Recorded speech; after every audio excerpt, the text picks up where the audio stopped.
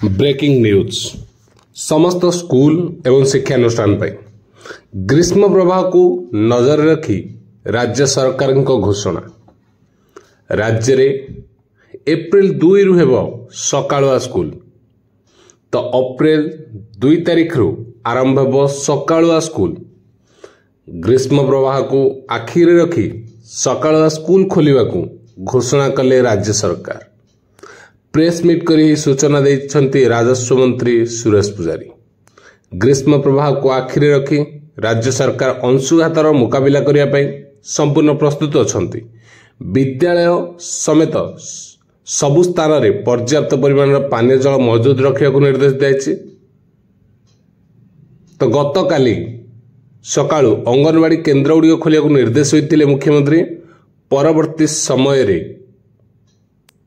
विद्यालय गुड़िक सकाळुआ करा जिबा पई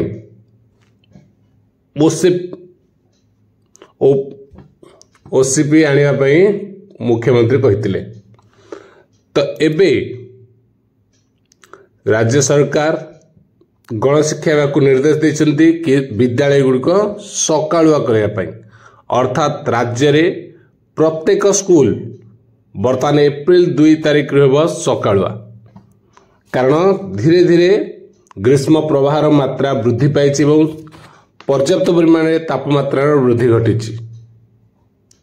तो विपर्यय परिचालन मंत्री सुरेश पुजारी सूचना देइछंती कि सकाळ 7टा रु 9टा पर्यंत चलिबो अंगनवाड़ी एवं विद्यालय गुड़िक सकाळ 7 रु दिन 10टा कि 11टा जाए चलिबो।